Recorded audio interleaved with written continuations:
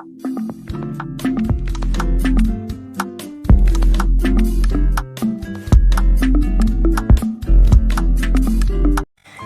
বন্ধুরা, আমি শ্রীমান্তিকা। আমি আবার আজকে নতুন রান্না নিয়ে চলে এসেছি। সব উপকরণগুলো আগে দেখে নিই। এখানে আমি নিয়ে নিয়েছি বিট গাজর 200 গ্রামের মতো কেটে নিয়েছি। এখানে একটা ব্রোকলিকে কুচো কুচো করে নিয়েছি, একটু কড়াইশুঁটি ছাড়িয়ে নিয়েছি, নুন আর চিনি একসাথে নিয়ে নিয়েছি 3টে কাঁচা লঙ্কা চেরা পাকা পাকা, নিয়েছি একটু কাজু বাদাম আধ ভাঙা, গ্রেট করে রাখা আদা নিয়েছি। এই নিয়ে আজকে আমাদের রান্না ঝাল সুজি। তো ঝাল সুজি বানাতে বানাতে আপনারা আমার চ্যানেলটাকে সাবস্ক্রাইব, লাইক, শেয়ার করতে ভুলবেন না। কড়াটা বসিয়ে দিয়েছি ইন্ডাকশন ওভেনে। এখন আমি 2 থেকে 3 চামচ ঘি দিয়ে দেব।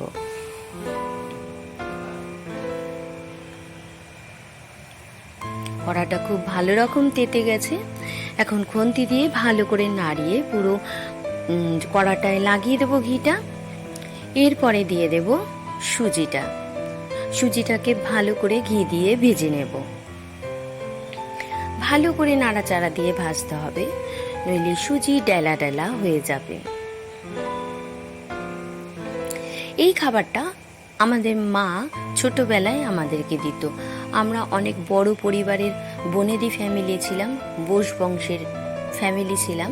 তাই মা কি করতো, সকালবেলা জল খাবারে এই ধরনের টিফিন বানিয়ে খাওয়াতো।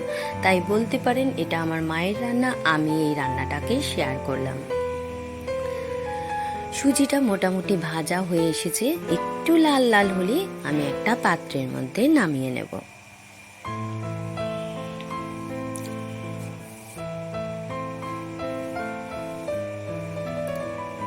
সুজি ভাজা হয়ে গেছে, এখন আমি একটা পাত্রের মধ্যে সুজিটাকে নামিয়ে নিলাম। সুজি ভাজার পরে কড়াটাকে ভালো করে মুছে বসিয়ে দিয়েছি ইন্ডাকশন ওভেনে। এখন আমি এখানে পরিমাণ মতো সাদা তেল দিয়ে দেব।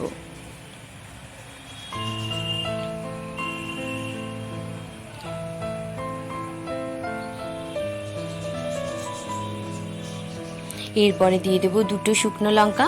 শুকনো লঙ্কাগুলোকে আমি খুন্তি দিয়ে কেটে দিয়েছি। এবার একটু হালকা করে ভেজে নেব। নেওয়ার পরে যে সবজিটা আমি কেটে রেখেছিলাম, বিনস আর গাজর, সেগুলো এখন আমি এর মধ্যে দিয়ে দেব।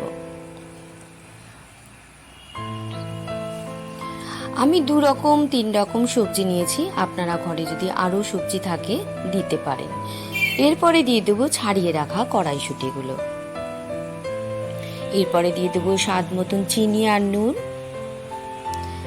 চিনি আর নুন দিয়ে ভালো করে সবজিটাকে ভেজে নেব। চিনি নুন দিয়ে ভাজলে তাড়াতাড়ি সবজি বা পেঁয়াজ বা অন্য কিছু গলে যায়।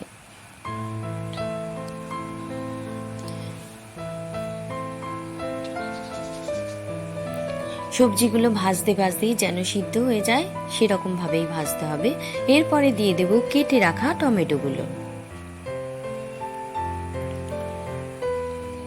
অনেকেই মিষ্টি সুজি খেতে পছন্দ করেন না, এইভাবে যদি ঝাল সুজি বানিয়ে খান তো প্রতিদিনই খেতে ইচ্ছে করবে।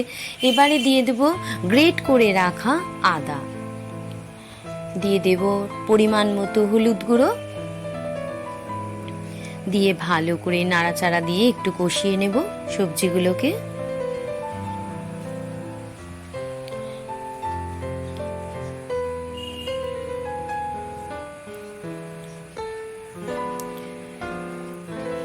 সবজিগুলো ভাজা হয়ে এসেছে।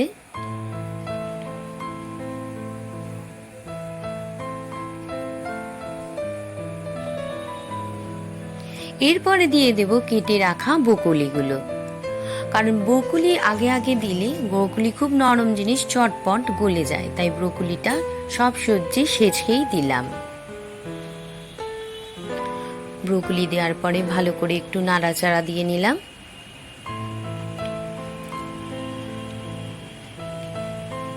এরপরে দিয়ে দেব পাকা পাকা দেখে কাঁচা লঙ্কা চেরা 3টে। এগুলোকেও মধ্যেখান থেকে এখন আমি একটু কেটে দেব। আপনারা যদি কম ঝাল খান তাহলে এগুলো আর কাটতে হবে না। আমরা একটু ঝাল ঝাল খাই, তাই এগুলো একটু কেটে দিলে ঝালটা একটু বেশি হবে। সবজিগুলো ভাজা হয়ে এসেছে, এখন আমি এর মধ্যে দিয়ে দেব ভেঙে রাখা কাজু বাদামগুলো। কাজু বাদাম দেওয়ার পরে আর একটু ভালো করে নাড়াচাড়া দিয়ে ভেজে নেব।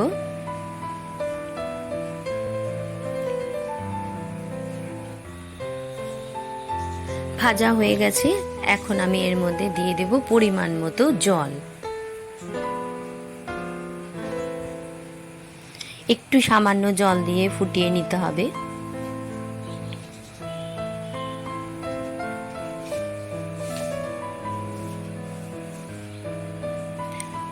সবজি ফুটে উঠেছে, এখন আমি দিয়ে দেব সুজি। কিন্তু সুজিটা যখনই দেবেন তখন কিন্তু এক হাত দিয়ে খুন্তি নাড়াতে হবে আর এক হাত দিয়ে আস্তে আস্তে সুজিটা ঢালতে হবে, নইলে সুজিটা ডেলা হয়ে যাবে। আজকে আমাকে হেল্প করলো আমার বৌমা ক্যামেরা ধরে। এরপরে খুব ভালো করে নাড়াচাড়া দিয়ে সুজিটাকে ভাজতে হবে। দেখবেন ভাজতে ভাজতে একদম জুড়ো হয়ে যাবে। খুব সুমধুর একটা গন্ধ বেরিয়েছে, দারুণ টেস্টি গন্ধ।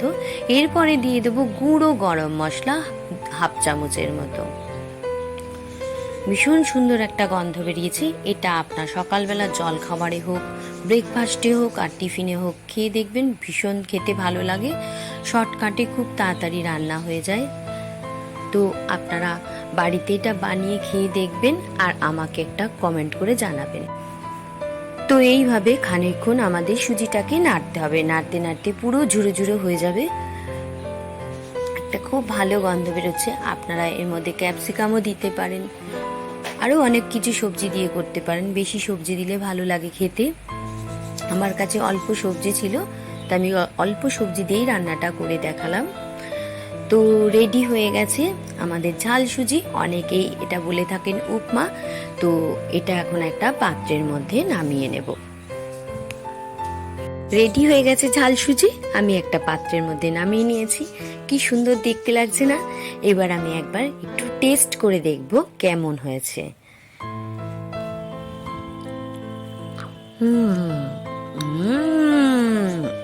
দারুণ টেস্ট হয়েছে। আপনারা বাড়িতে বানিয়ে খেয়ে দেখবেন আর আমায় কমেন্ট করে জানাবেন। আজ আসি, আবার আসবো নতুন রান্না নিয়ে। ততক্ষণ আপনারা সাবধানে থাকবেন।